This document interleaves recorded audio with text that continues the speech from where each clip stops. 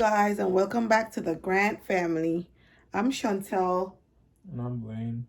and tonight we're going to talk about our experience um, in having a baby, or labor and delivery experience. We made a video earlier and we uploaded, and we had a lot of questions about when I was delivered and all that, and I didn't put that in the video, and I'm sorry about that. So we're going to go into details of what transpired and our experience. So we found out that we were pregnant. Well, I think we were 6 weeks in when we found out in December. So when was the pandemic? We were already pregnant. So we got pregnant in 2019. Okay, we got pregnant in 2019. So our first appointment, Dominic was able to go with me. We did all the tests. Everything was normal with me. Everything was fine with the baby. Then everything was regular. And then the pandemic came. The corona came. And they started stretching out the appointments longer than needed to. Like, instead of having an appointment every 2 weeks, now they move it to every month or every month and a half until it came down to the last 8 weeks. And sometimes they did it virtual. So instead of you going in, they will call you and ensure everything is fine with you, and they will ask you questions that they will normally ask you at your doctor's appointment, right? Yeah. When I was 6 months, I think. Yeah, around there. Like, yeah, I found out that I had gestational diabetes. Did I say that right? Mm-hmm. Can somebody correct me? Okay, guys. I was told that it was gestational diabetes. So that's how I spelled it. It is gestational diabetes. Well, I spelled it just like that. The way I pronounced it, that's the way I spelled it. Sorry about that. So I found out that I had gestational diabetes, and the fact that I had gestational diabetes, I had to go to the hospital more frequently. Because now, okay, when you get gestational diabetes, I never knew this, because I have 3 other kids and 2 other kids, and I didn't have this. So this was my last child, and then they told me I have it. So now the first thing that changed is you had to stick yourself 4 times a day, and you have to check your sugar. So you check it early in the morning before you have breakfast. You check it 2 hours after breakfast, 2 hours after lunch, and then 2 hours after dinner. If your numbers are high, they give you metformin. If your numbers are low, they have a certain number that they want you to be under. If it's below that number, they're going to tell you, okay, you're good.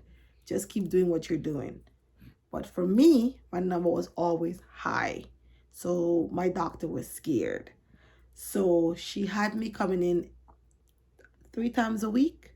Yeah. 3 times a week for NSTs. The thing is with NSTs,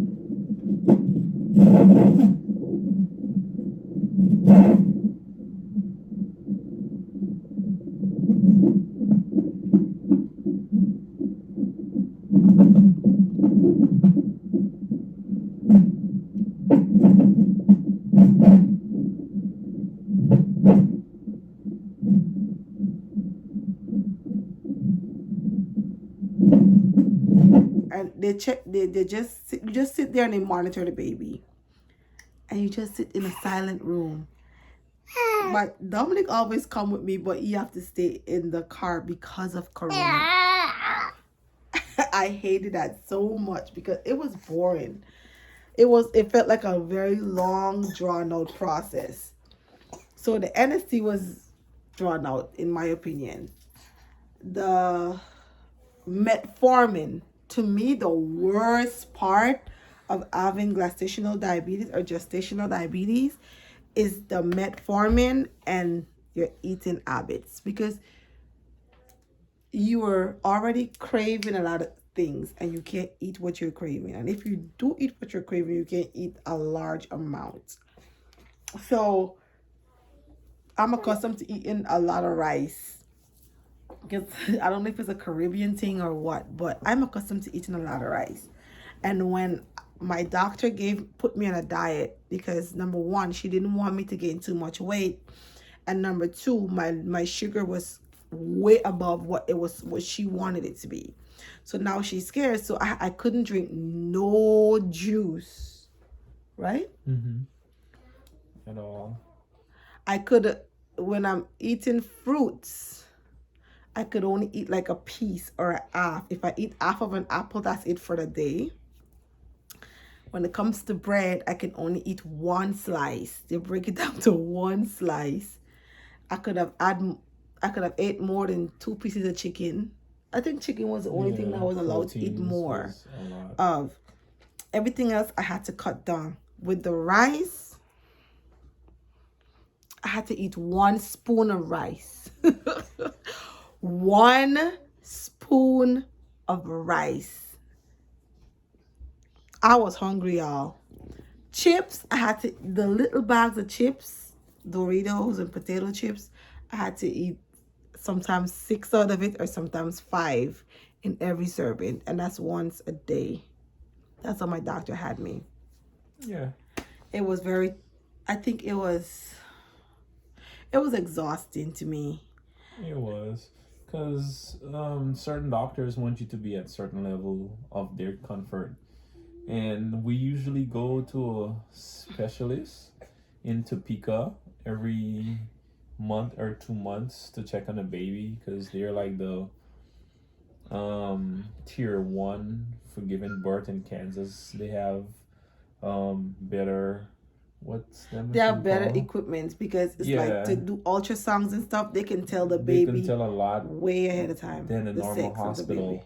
And when you go to them and then they check the blood sugar, and that doctor is saying, hey, this is not bad, you know what I'm saying? And then you go to the hospital that's keep panicking for every 3 days. Yeah. And if your blood sugar is higher, like if it's in the 107s or whatever, the experts in Topeka saying that's not bad.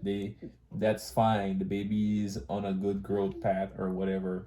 And then you come back to Fort Riley, and then they're telling you something completely different from what they're saying in Topeka, which is very confusing, and it makes no sense. Like, why send us to the experts that's supposed to know more about your job if you're not going to take their opinion? No, but exactly. And they're not taking into consideration what they were saying, because when we go to Topeka, they were like, why are they letting you do all of this? Why do you need metformin? You are doing perfectly fine.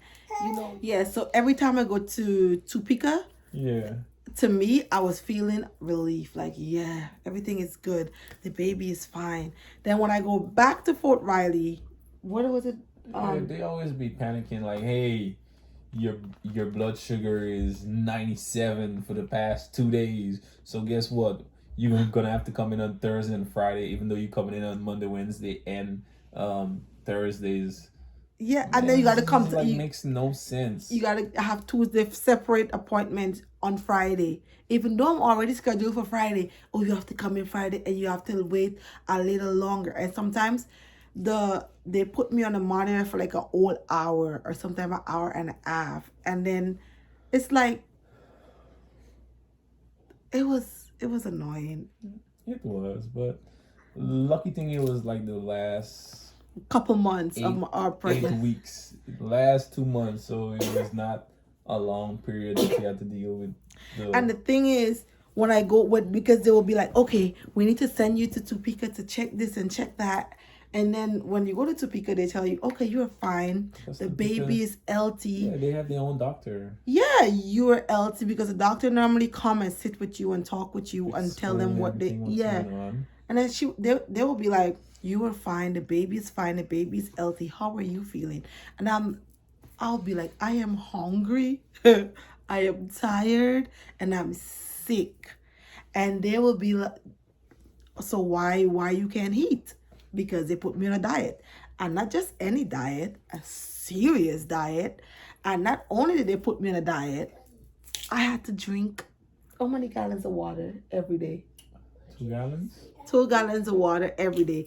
In 1 week, we were going to, we were 40 going packs of water. You buy like 3-4 cases of water, and then a before week. the end of the week, you gotta go buy 3-4 more cases of water. And people never drink water like that in this house.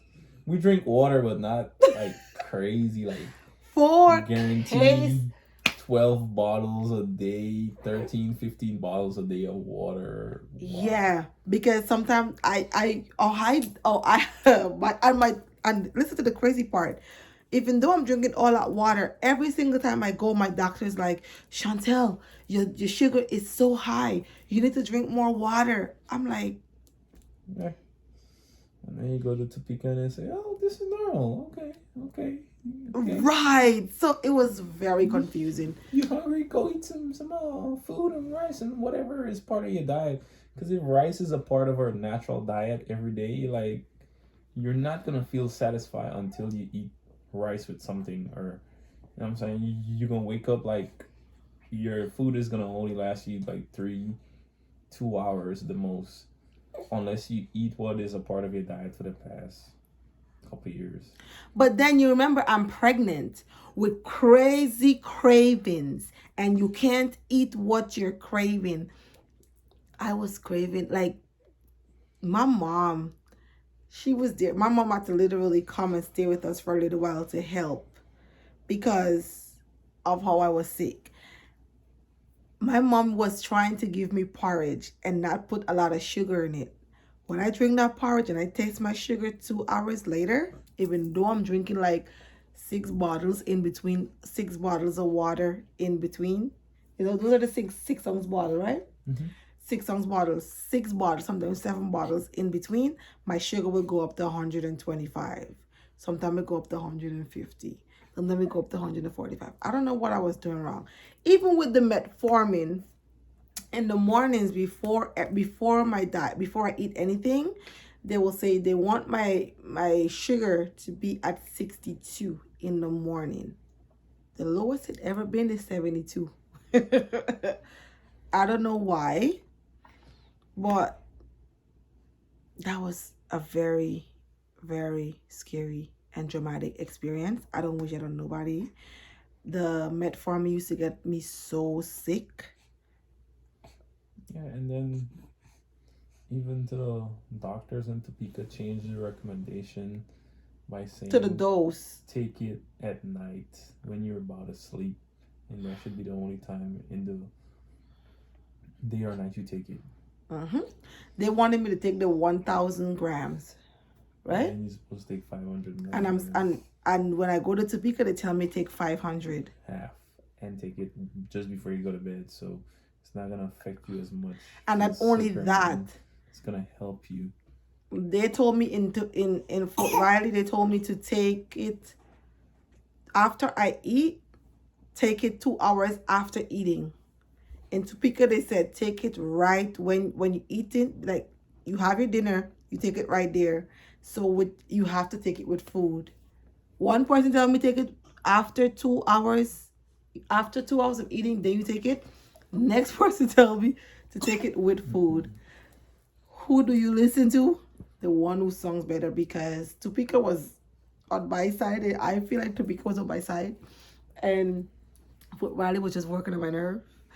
But I mean, I guess there wasn't. I mean, if you call them the expert in pregnancy in Kansas, and you're gonna send people there to get better ultrasound and all of the works when it comes to pregnancy, then therefore you should let them make decisions when it comes to the person's health. Because they're gonna tell you one thing, they're gonna send back their recommendations in whatever they do whenever you come visit, and then it's like it just goes in one ears and come out the other. Yeah, because they're trained for pregnancy, and that's all they study, night and day. That was a Topeka. No, that was the Kansas U Topeka. Yeah. Yeah. Labor and delivery. So for from 7 months up until 9 months, every single day I have to go to the hospital. Every single week I have to go to the hospital 3 times, sometimes 4 times every week until delivery. They schedule they give me an induction. They schedule the induction for the 24th. They had 20th. scheduled no, they had scheduled it for the 24th. And then we asked them if they can change it to the 20th, remember? And then they changed it to the 20th. And then they told us that whenever they have a room available, they're gonna call us to tell us when to come in. But in my never. And this was on post. Every hospital we went to was like, be there at 8 o'clock in the morning to start it. They started at 1700 in the afternoon. That to me didn't make any sense at all. But keep in mind, all of my other kids, they had to induce labor. So we were already familiar with what's happening, what's going to happen, the procedure leading up to the induction, right? So now and all of our other kids, we deliver off post with no military doctors, civilian doctors. This is the first time with military doctors and military hospitals. First ever time. First ever. Thank God I'm not. Really? She has something to say. Yeah? They're silly, huh? They took long, right? Yeah, I know. Mm-hmm. Yeah. I think she's gonna get hot because I'm getting hot. Yeah, so this is our first time on a military base with labor when it comes to labor and delivery, or anything when it comes to babies, because normally when you go to appointments on any military base that we have been to and you find out you're pregnant, they automatically give you a referral to go off post. Experts. Yeah. So this was our first time, and I don't know if it's because of Corona they let me come there. Yeah, because before Corona they sent us there. It's just the base thing. Like I don't think they're big enough, so they try to keep all the people on post, and I don't think they can handle. They can't because they don't have all the experts.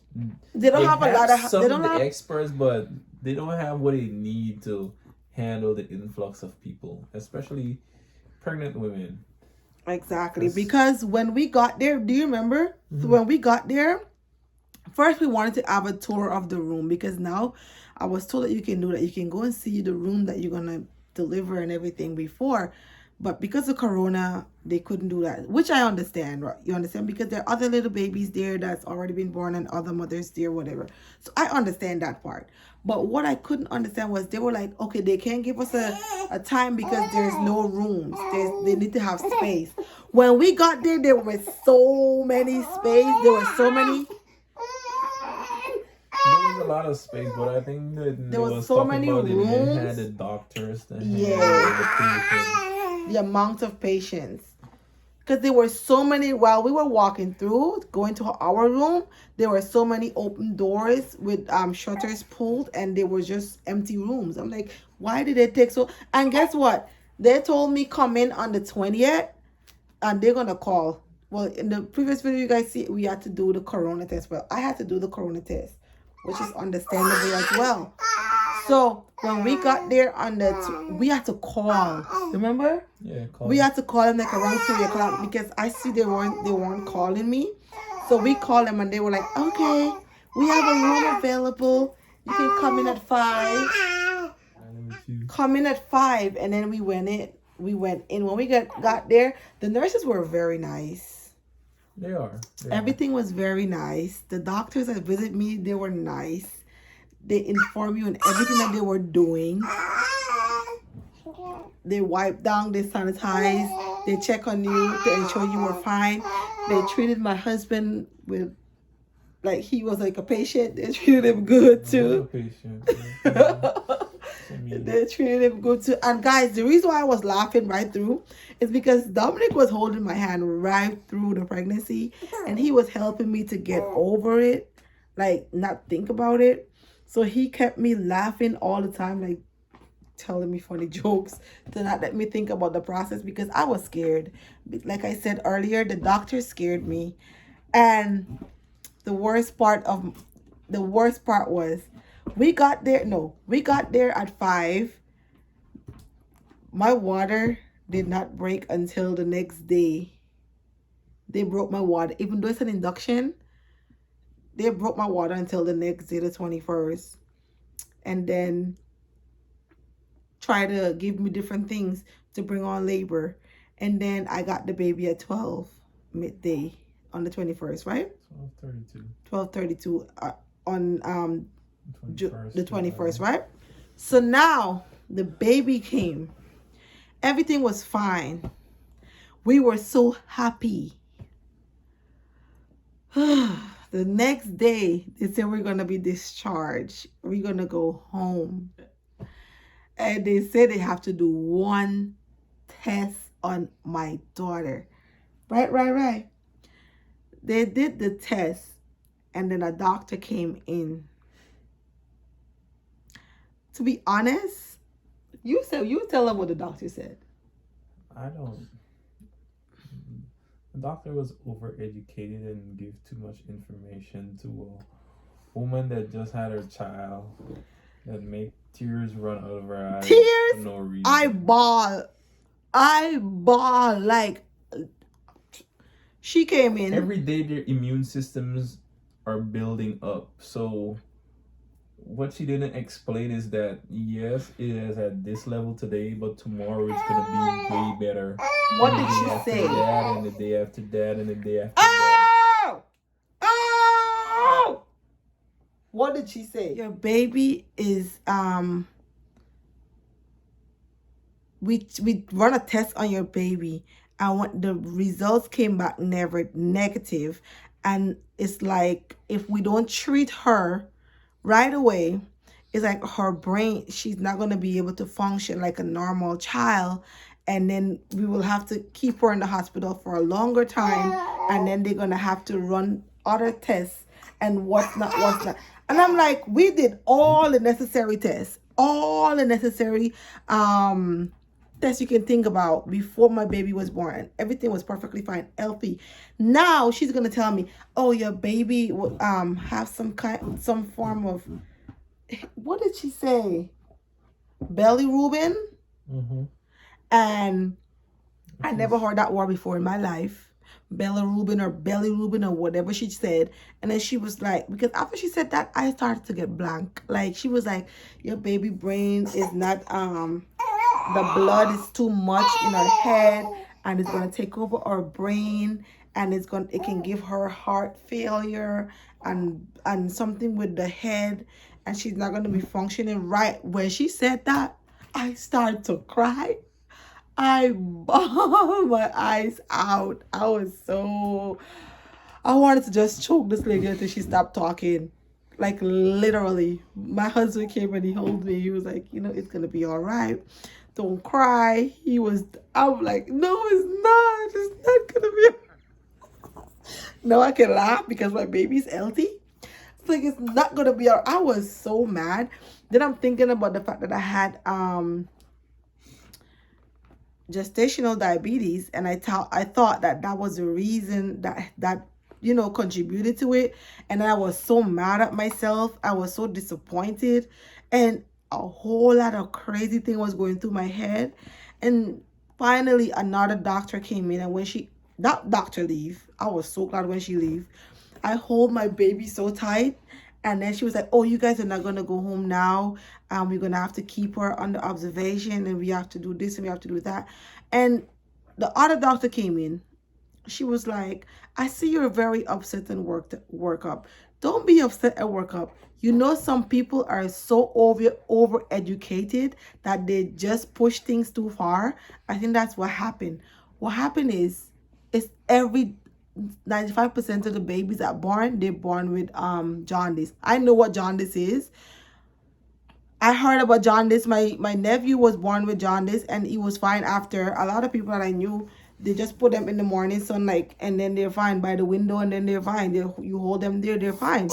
So she said, all we're gonna do is put her under the blue light, That's you. like for 24 hours, right? Mm-hmm. She's gonna put her under the blue light for 24 hours, and then she's gonna be fine. I'm like, so my baby is gonna be fine. She's healthy. She was like, yeah, look at your baby's chart. Everything is fine. Your baby is healthy. You don't have to worry. You're gonna be right there with your baby all along. Or if you want us to take her to the nursery and do it, we can. I said, no, I want her to be in my room with me. And they brought the stuff in the room. Mm-hmm. They set it up. And then I was there when my baby cried. I was able to breastfeed her because I breastfeed only. And I could have put her back in there and let her sleep while she's asleep. The light is on her. It was so simple. She was taking a sun bath with glasses on, looking all cool. Yeah. Knocked out. This lady irritated me so bad. And then the next day we were able to go home because she was fine. And then we just had to come back. Because your resistance build up every day of their lives. So day 1 it's slow, day 2 it's getting better, day 3 is getting better than day 2, so on and so forth. So that was what, day 3 that we left? Yeah, we left in day 3. Because we were supposed to get discharged day 2, but it was all good. Yeah. With Corona, you can only allow one person. You know, your spouse, even if your spouse go with you to the hospital, they can't go in. They have to stay in the car. I don't know if it changed now, but they're not allowed to go into the hospital. If they're when it's your delivery day, if it's a scheduled induction or if you're in labor, whoever go in with you, plan. Especially if you're in what in the world? She's beating me up. If your water breaks, ensure whoever go in the hospital with you is the person that's going to stay with you the entire time, because now they're not allowing, if the person go in with you and then they leave, they can't come back. You have to stay there the entire time. They have to stay with you the entire time until you're delivered. They're not allowing nobody to go out and come back in. And if it's a scheduled induction, they'll do it.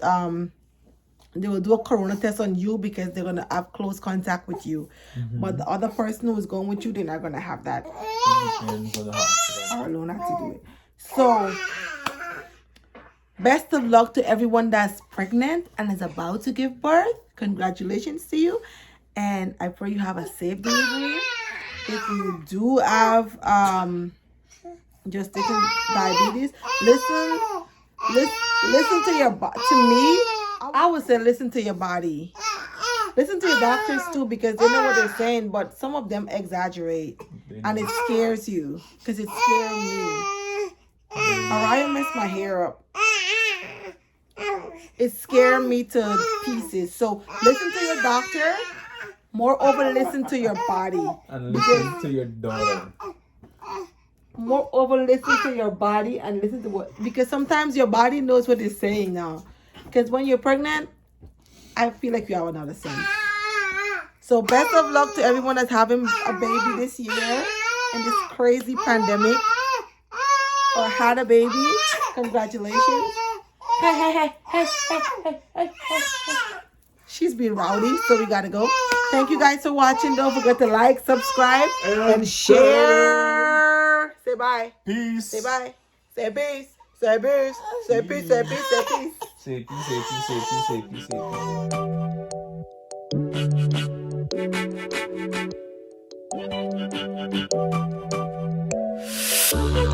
peace.